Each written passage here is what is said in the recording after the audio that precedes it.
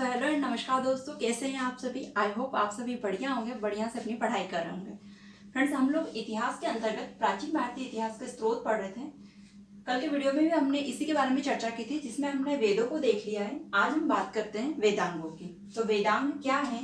तो वेदों को समझने के लिए, है ना, वेदों की भाषा काफी क्लिष्ट थी फ्रेंड्स, जो हर कोई व्यक्ति नहीं समझ सकता था। मतलब वेदों को जो पढ़ते थे बस वही जानकारी उसकी कलेक्ट कर पाते होंगे, है ना, हर कोई नहीं पढ़ पाता होगा। इसलिए वेदों को समझने के लिए वेदांगों की रचना की गई। मतलब वेदांग क्या है? वेदों के अंग है, वेदों से उत्पन्न हुए साहित्य हैं।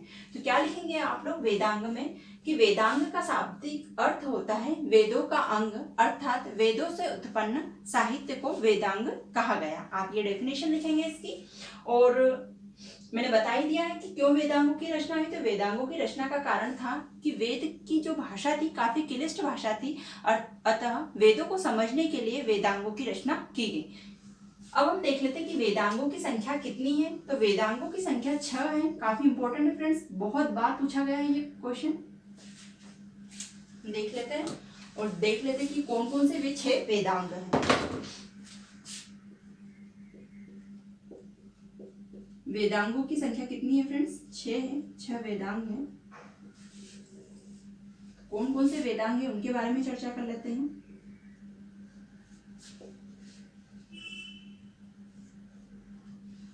तो फ्रेंड्स, वे 6 वेदांग है: शिक्षा, कल्प, व्याकरण, ज्योतिष, निरुक्त व छंद। कौन कौन से हैं? शिक्षा, कल्प, शिक्षा, कल्प, व्याकरण, ज्योतिष, निरुक्त एवं छंद। ठीक है, कौन कौन से आप लोग याद कर लीजिए, यहीं पर याद कर लीजिए फ्रेंड्स, लिखते जाइए नोट्स में अपने और याद भी कर लीजिए। शिक्षा, कल्प, व्याकरण, ज्योतिष, निरुक्त और छंद। अब हम इनकी चर्चा कर लेते हैं कि इनमें क्या क्या वर्णन किया गया है, क्या किस बारे में है ये। तो जो शिक्षा है फ्रेंड्स, शिक्षा के अंतर्गत हम जानते हैं कि वैदिक साहित्य में जो स्वर होते हैं उनका उच्चारण किस तरह किया जाता है। आप लोगों ने देखा ही होगा कि या फिर आपने धार्मिक सीरियल वगैरह देखे होंगे, या फिर आज भी हवन वगैरह होते हैं तो मंत्रों का उच्चारण लयबद्ध तरीके से किया जाता है। पूजा वगैरह होती है वाराणसी वगैरह में, आपने देखा होगा वहां पे एक लयबद्ध रूप से पूजा की जाती है, लयबद्ध रूप से श्लोकों का उच्चारण किया जाता है। तो यही जो लयबद्धता है ये हमें कहाँ सीखने को मिलती है? तो शिक्षा, वेदांग का जो पार्ट है शिक्षा, उसके अंतर्गत बताया गया है कि हमें कैसे स्वरों का उच्चारण करना है। तो इसके अंतर्गत हम क्या पढ़ते हैं? शिक्षा में लिखा हुआ है वैदिक साहित्य के स्वरों का उच्चारण, वैदिक साहित्यों के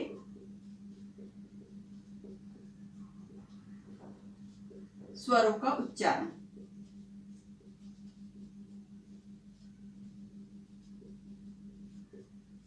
ठीक है फ्रेंड्स, ये शिक्षा के अंतर्गत हम देखते हैं। कल्प, कल्प को कल्प सूत्र भी कहा जाता है। कल्प सूत्र में क्या है? वाक्यों को जब सूत्रबद्ध किया जाता है या साहित्यों को जब सूत्रबद्ध किया जाता है तो उसे कल्प सूत्र के अकॉर्डिंग सूत्रबद्ध किया जाता है ना। कल्प सूत्र में हम क्या देखते हैं? कल्प सूत्र में हम देखते हैं किस तरह साहित्यों को सूत्रबद्ध किया जाता है। तो कल्प सूत्र के 3 प्रकार हैं। देख लेते हैं हम कौन कौन से प्रकार हैं इसके, वे भी काफी इंपॉर्टेंट है। श्रोत सूत्र,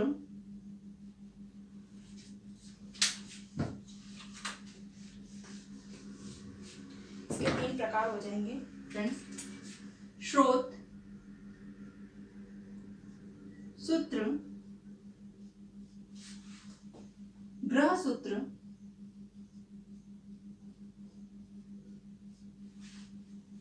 और एक और हो जाएगा इसका धर्म सूत्र। तो कल्प सूत्र के कितने प्रकार हो गए फ्रेंड्स? कल्प सूत्र के 3 प्रकार हो गए। पहले तो आप पहली लाइन कल्प सूत्र में क्या लिखेंगे कि साहित्य या वाक्यों को सूत्रबद्ध करने के लिए कल्प सूत्र लिखा गया है। साहित्य या वाक्यों को सूत्रबद्ध करने के लिए कल्प सूत्र की रचना की गई है। कल्प सूत्र 3 प्रकार के होते हैं: श्रोत सूत्र, ग्रह सूत्र व धर्म सूत्र। तो श्रोत सूत्र में देख लेते हैं हम। श्रोत सूत्र में हम क्या पढ़ते हैं? तो श्रोत सूत्र में यज्ञों के विधि विधान के बारे में लिखा गया है। यज्ञों के विधि विधान,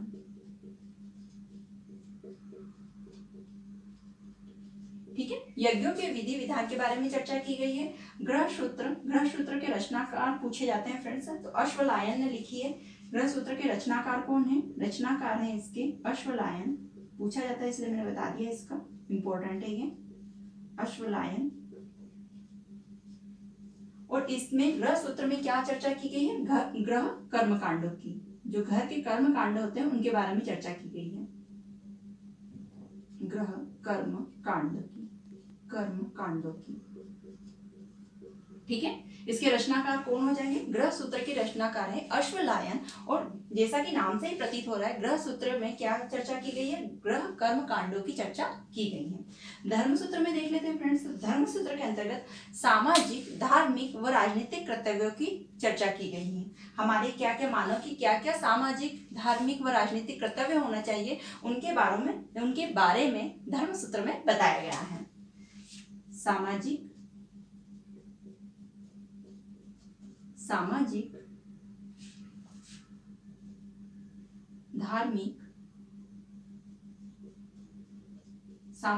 धार्मिक व राजनीतिक कर्तव्यों के बारे में,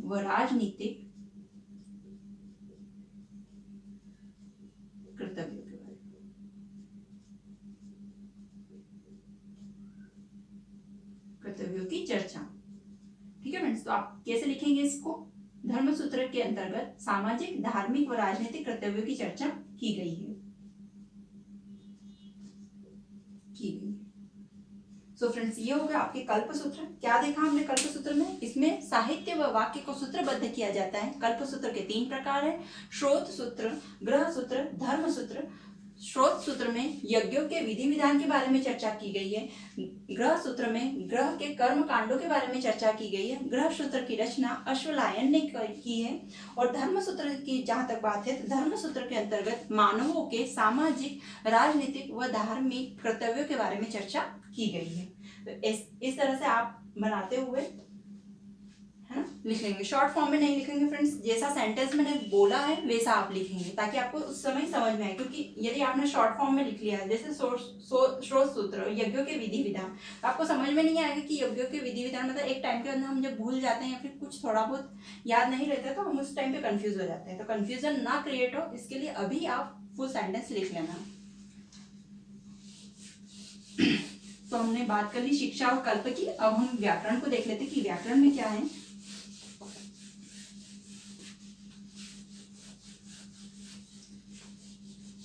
सो फ्रेंड्स, वेदांग में जो व्याकरण है, व्याकरण का प्रथम साहित्य की यदि बात करें तो इसके अंतर्गत लिखा गया प्रथम साहित्य है अष्टाध्यायी, है ना। प्रथम साहित्य इसके अंतर्गत लिखा गया है।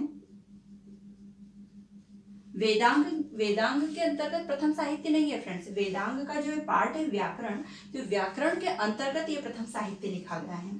तो व्याकरण के अंतर्गत लिखा गया प्रथम साहित्य है अष्टाध्यायी। कई बार आपने नाम सुना होगा, काफी इंपॉर्टेंट है, पूछा जाता है। इसके रचनाकार का नाम पूछा जाता है। जिसके रचनाकार कौन है? इसके रचनाकार हैं पाणिनि, आप लोग जानते ही होंगे, ऋषि पाणिनि है इसके रचनाकार। और इसमें चर्चा किस बात की गई है? तो अष्टाध्यायी में संस्कृत के व्याकरण के बारे में बताया गया है। किसके बारे में बताया गया है? इसमें संस्कृत भाषा की व्याकरण लिखी गई है। इसमें संस्कृत भाषा की व्याकरण, ठीक है।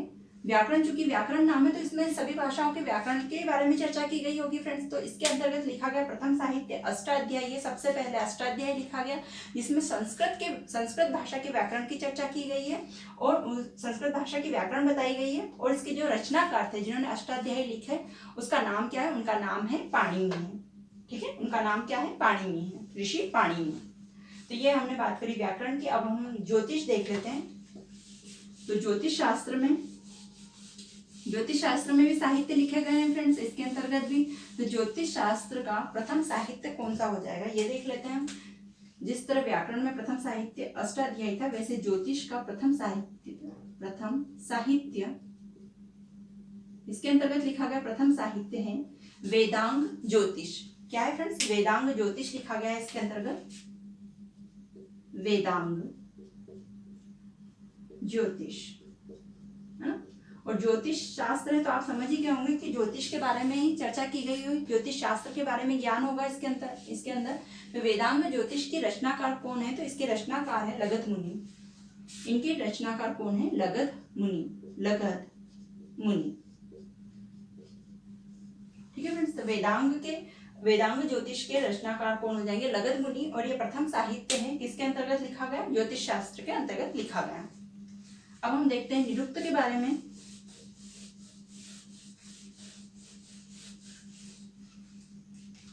तो निरुक्त क्या है?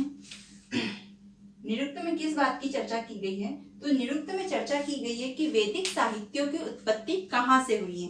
वैदिक साहित्यों की उत्पत्ति कहाँ से हुई है, इसके बारे में हमें निरुक्त से जानने को मिलता है।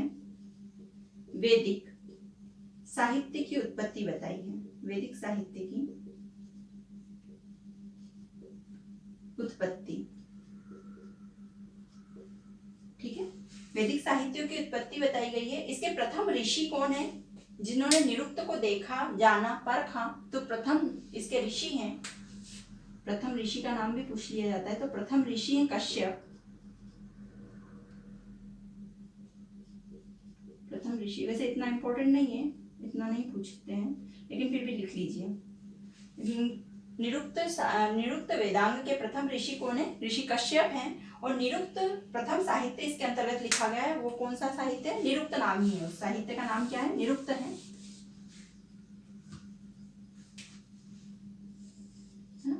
प्रथम साहित्य, जैसे हमने व्याकरण में देखा प्रथम साहित्य, ज्योतिष शास्त्र में देखा प्रथम साहित्य, ऐसे ही निरुक्त का भी प्रथम साहित्य है, उसका नाम क्या है? निरुक्त। निरुक्त के प्रथम साहित्य का नाम निरुक्त ही रखा गया है। जिसके रचनाकार कौन है? इनके रचनाकार हैं यास्क। तो सीधे सीधे क्वेश्चन ये पूछ लेते हैं फ्रेंड्स कि निरुक्त की रचना किसने की है? तो निरुक्त की रचना ऋषि यास्क ने की है, यास्क ने की है। और ये वेदांग के भाग निरुक्त के अंतर्गत लिखा गया प्रथम साहित्य है, जिसका नाम भी निरुक्त ही है। और हमने क्या देखा इसमें? हमने देखा निरुक्त के अंदर हमें क्या जानने को मिलता है? तो वैदिक साहित्यों की उत्पत्ति कहाँ से हुई है, इस बारे में निरुक्त में हमें जानने को मिलता है। सो हम अगला देख लेते हैं, छंद शास्त्र।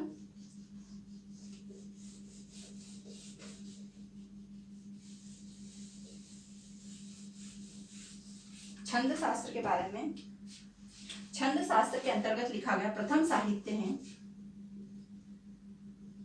प्रथम साहित्य छंद शास्त्र। छंद के अंतर्गत लिखा गया प्रथम साहित्य का नाम क्या है? छंद शास्त्र है, जिसके रचनाकार पिंगल हैं। रचनाकार कौन हो जाएंगे फ्रेंड्स? पिंगल हो जाएंगे। रचनाकार हैं पिंगल। ठीक है फ्रेंड्स, तो इसका प्रथम साहित्य क्या हो जाएगा? छंद के अंतर्गत छंद शास्त्र हो जाएगा और रचनाकार पिंगल हो जाएंगे। छंद लिखने की जरूरत क्यों पड़ी? पद्यों को चरणबद्ध करने के लिए, जो पद्य थे उन्हें चरणबद्ध करने के लिए छंद शास्त्र की रचना की गई है। छंद शास्त्र की रचना क्यों की गई है? तो छंद शास्त्रों की रचना पद्य को चरणबद्ध करने के लिए की गई है। सो फ्रेंड्स, ये हमने देखे वेदांग। वेदांगों की संख्या 6 है। कौन कौन से 6 वेदांग, इनके बारे में हमने जाना और उन वेदांगों में क्या जानने को मिलता है, इस बारे में हमने चर्चा करी। अब हम देख लेते हैं पुराण। अब हम पुराणों की चर्चा कर लेते हैं। वेदांग से क्वेश्चन आते ही हैं फ्रेंड्स ना, संख्या पूछी जाती है, वेदांगों के नाम पूछे जाते हैं, मोस्ट इम्पोर्टेंट यही है। और मैंने उनके अंगों की चर्चा इसलिए की है, जितने भी वेदांग हैं उनकी चर्चा इसलिए की है ताकि वो याद भी हो जाए, उनके बारे में पता होना चाहिए हमें, है ना, क्योंकि कहीं से भी क्वेश्चन आ सकते हैं। अब काफ़ी टफ क्वेश्चन पूछने लग गए हैं, इसलिए मैंने उनके बारे में वर्णन भी आपको बताया कि उनमें क्या क्या दिया गया है, उनकी क्या क्या विशेषताएं हैं। अब हम देखते हैं पुराण। तो पुराणों की रचना की बात कर लेते हैं। तो पुराणों की रचना किसने की है? तो उग्र श्रवा व लोमहर्ष को पुराणों की रचनाकार माने जाते हैं।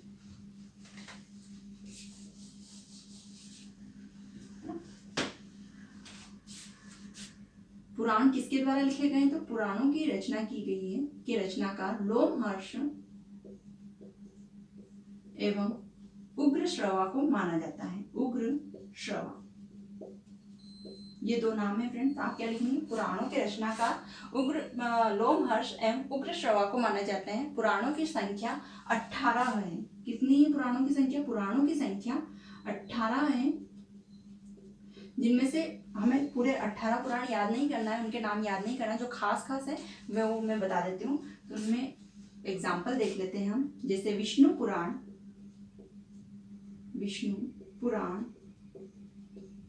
मत्स्य पुराण,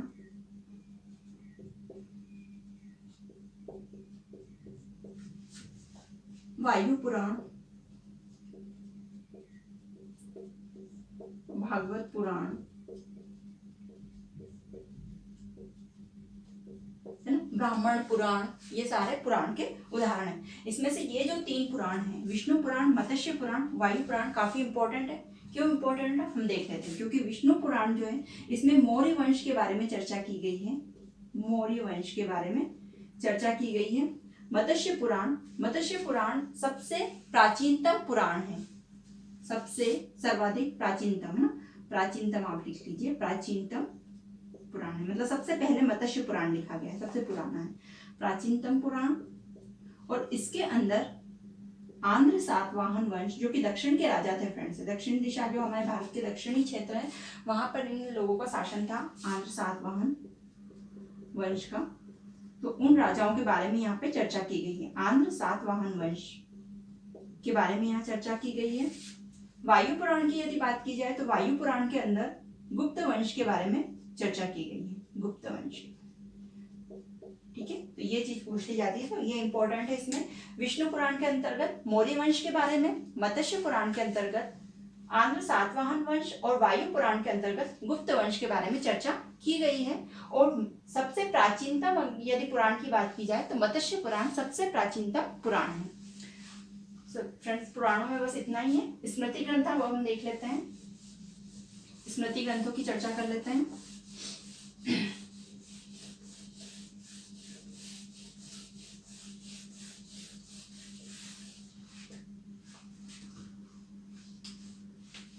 स्मृति ग्रंथ में सबसे इंपॉर्टेंट बात तो यही है फ्रेंड्स कि सबसे प्राचीनतम स्मृति ग्रंथ की यदि बात, आप हेडिंग डालेंगे स्मृति ग्रंथ, उसके आगे लिखेंगे सर्वाधिक प्राचीनतम स्मृति ग्रंथ है। स्मृति ग्रंथ कौन सा है? मनुस्मृति। मनुस्मृति जो है सबसे प्राचीनतम स्मृति ग्रंथ है।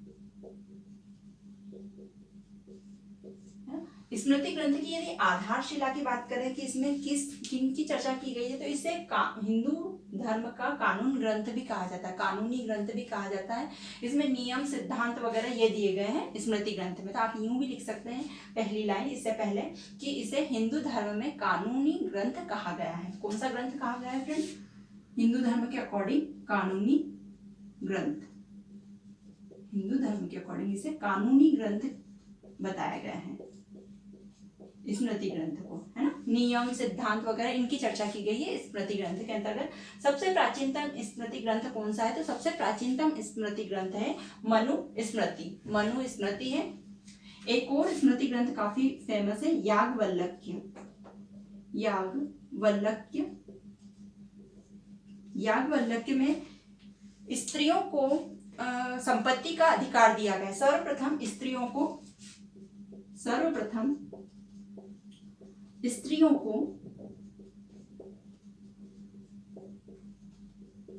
संपत्ति का अधिकार दिया गया है। संपत्ति, स्त्रियों को भी संपत्ति का अधिकार देना चाहिए, इसकी चर्चा सबसे पहले याज्ञवल्क्य स्मृति में की गई है ना फ्रेंड्स। इसीलिए मैंने कहा है कि एक कानूनी ग्रंथ, मतलब कानून बनाए गए हैं, सिद्धांत बनाए गए हैं, जो कि आज भी प्रचलन में लाने चाहिए हम लोगों को। इतनी अच्छी बातें की गई है स्मृति ग्रंथों में फ्रेंड्स, है ना। कोई रूढ़िवादी जो आज हम बात करते हैं, ऐसी कोई रूढ़िवादिता इसमें नहीं थी। काफी अच्छी बातें कही गई है, हमें अपने जीवन में ग्रहण करना चाहिए इन चीजों को। तो सर्वप्रथम स्त्रियों को संपत्ति का अधिकार,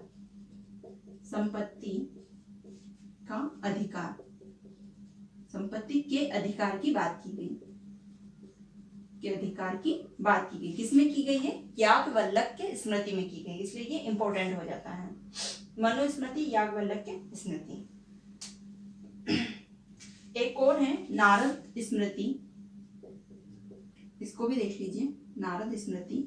इसके अंतर्गत गुप्त वंश की बात की गई है, इसमें गुप्त वंश की चर्चा की गई। तो यदि स्मृति की के बारे में पूछ ले कि किस कौन सा स्मृति ग्रंथ है जिसमें गुप्त वंश के बारे में चर्चा की गई है, तो नारद स्मृति ग्रंथ है जिसमें गुप्त वंश के बारे में चर्चा की गई है। और यदि पुराण पूछ ले तो कौन सा पुराण है? वायु पुराण। वायु पुराण के अंतर्गत गुप्त वंश के बारे में चर्चा की गई है। तो ये 3 प्रमुख स्मृति ग्रंथ है, मनुस्मृति, याज्ञवल्क्य स्मृति और नारद स्मृति। मनुस्मृति सबसे प्राचीनतम स्मृति ग्रंथ है।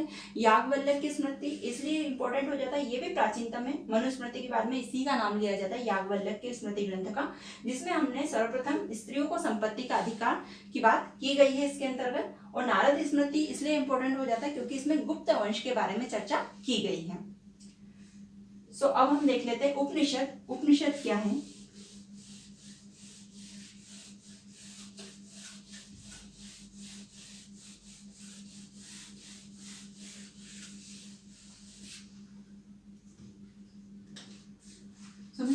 उपनिषद का शाब्दिक अर्थ होता है समीप बैठना। आप कैसे लिखेंगे? उपनिषद, हेडिंग डालेंगे उपनिषद और फिर लिखना स्टार्ट करेंगे। उपनिषद का शाब्दिक अर्थ है समीप बैठना, समीप बैठना, है ना। तो जब शिष्य गुरु के समीप बैठकर जो ज्ञान प्राप्त करता है उसे उपनिषद कहा जाता है। क्या कहा जाता है फ्रेंड्स? उपनिषद कहा जाता है। कैसे, किसे कहा जाता है? जब शिष्य गुरु के समीप बैठकर ज्ञान प्राप्त करता है। जैसे कि प्राचीन समय में क्या होता था, आश्रम वगैरह में जाते थे, राजकुमार वगैरह ये सभी आश्रम में जाते थे और वहां पे गुरु से शिक्षा लेते थे उनके समीप बैठकर, है ना। तो शिष्य द्वारा गुरु के समीप बैठकर ली गई शिक्षा या ज्ञान उपनिषद कहलाता है। गुरु के समीप बैठकर लिया गया ज्ञान, गुरु के समीप बैठकर प्राप्त किया गया ज्ञान क्या कहलाता है? उपनिषद कहलाता है। उपनिषद की संख्या की बात करें तो इसकी संख्या 108 है ना, 108 उपनिषद बताए जाते हैं, लेकिन प्रामाणिक तौर पर केवल 12 हैं। प्रामाणिक कितने हुए हैं? प्रमाणित केवल 12 हुए हैं, ठीक है, प्रमाणित केवल 12 हुए हैं। उपनिषद को भारतीय दर्शन का आधार कहा जाता है। उपनिषद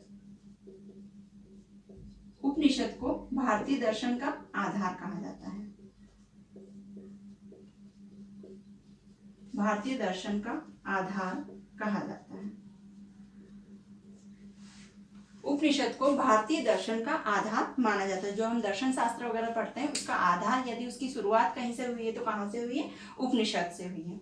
और फ्रेंड्स हम महाकाव्य को देख लेते हैं। महाकाव्य में क्या क्या है ये तो आपने देख लिया। उपनिषद को समीप बैठना, इसका अर्थ हो जाएगा गुरु के समीप बैठकर प्राप्त किया गया ज्ञान क्या हो जाएगा? उपनिषद हो जाएगा। उपनिषद की संख्या कितनी है? 108 है, जिसमें प्रमाणित जो उपनिषद है वो कितने हैं? वो 12 हैं। मतलब ऐसा कहा गया है कि 108 संख्या है, लेकिन अभी तक मिले कितने हैं? प्रमाणित कितने हुए हैं कि ये उपनिषद है? तो वे हैं 12। उपनिषद को भारतीय दर्शन का आधार कहा गया है। अब हम देखते हैं महाकाव्य। महाकाव्य के बारे में चर्चा कर लेते हैं। आप हेडिंग डालिए महाकाव्य। और महाकाव्य यदि सबसे प्राचीनतम महाकाव्यों की बात करें हमारे भारतवर्ष में तो सबसे फ्रेंड्स हम लोग महाकाव्य की चर्चा कर रहे थे। तो हमारे सबसे प्रसिद्ध महाकाव्य या फिर सबसे बड़े महाकाव्यों की बात कर लेते हैं हम लोग उस समय के। तो वे महाकाव्य हैं रामायण व महाभारत। रामायण व महाभारत की चर्चा कर लेते हैं। महाकाव्य आपको पता ही होगा, आपने यदि हिंदी व्याकरण पढ़ा होगा तो महाकाव्य जब पढ़ते हैं तो बताते हैं कि रामायण व महाभारत क्या है? महाकाव्य है। तो हम रामायण व महाभारत की चर्चा कर लेते हैं यहाँ पे। रामायण व महाभारत।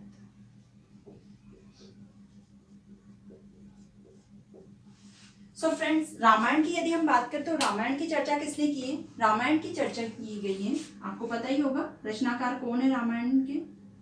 रामायण जो महाकाव्य है काफी प्रसिद्ध है। रामायण महाकाव्य हिंदू धर्म में भगवान तुल्य माना जाता है इस ग्रंथ को। रचनाकार है इनके वाल्मीकि।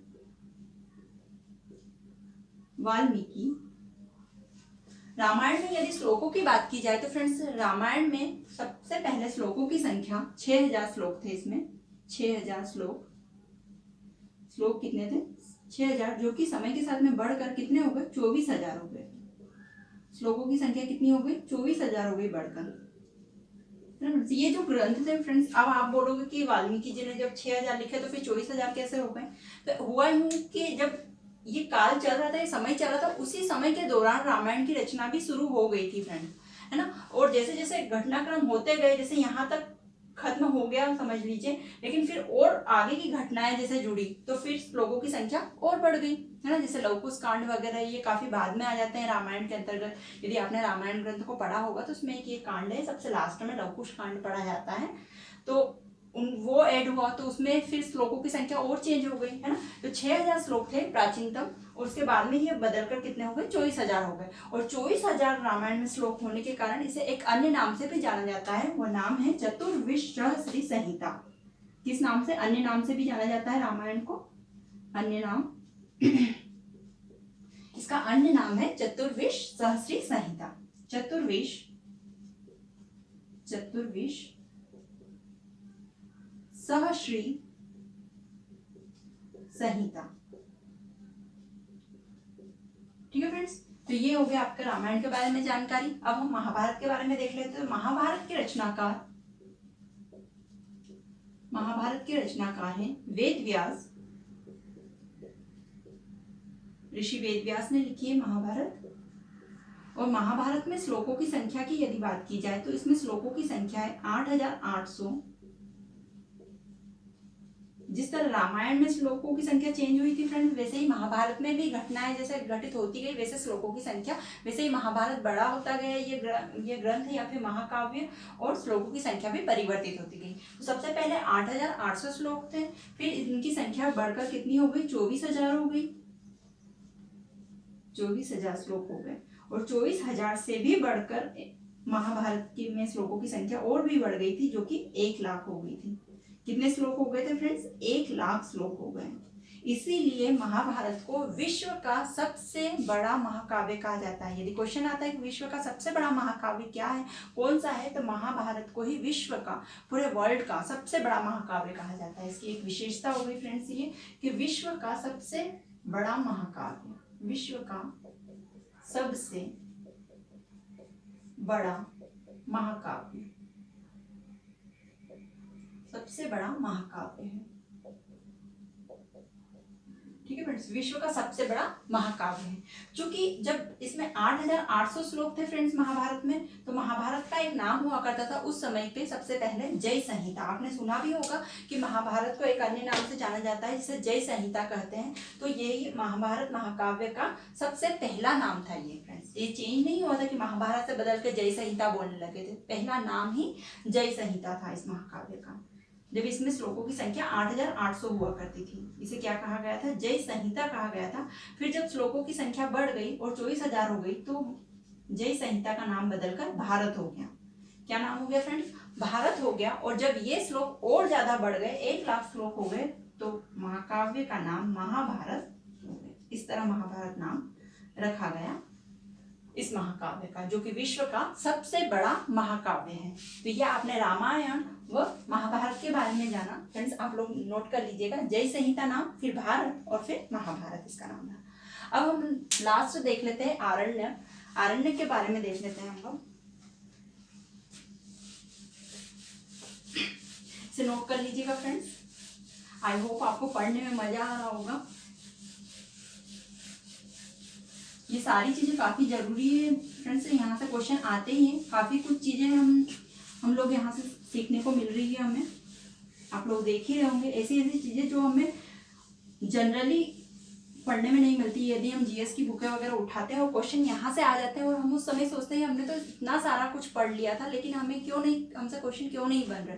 तो फ्रेंड्स क्वेश्चन इतनी डीप से पूछने लगे हैं हम, तो पॉसिबल है यदि हम नहीं पढ़ेंगे तो हमें ये सारी चीज़ें नहीं आएगी। यदि हमें पूछ लिया जाए कि किस महाकाव्य का नाम चतुर्विश सहस्री संहिता है, तो यदि हमें नहीं पता होगा तो हमें नहीं जानेंगे कि रामायण का नाम ही चतुर्विश सहस्री संहिता है। हम नहीं लगा पाएंगे, अंदाजा भी नहीं लगा पाएंगे फ्रेंड्स। हमें पढ़ना ही पड़ेगा, इन चीज़ों को जानना ही पड़ेगा।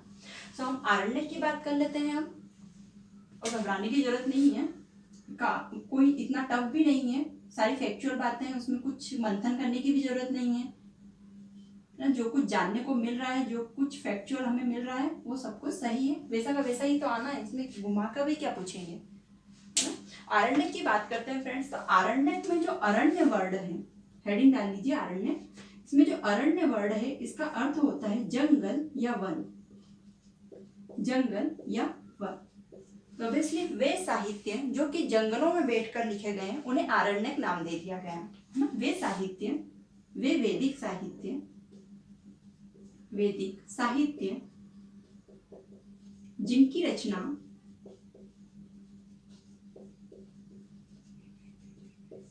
वनों में बैठकर की गई,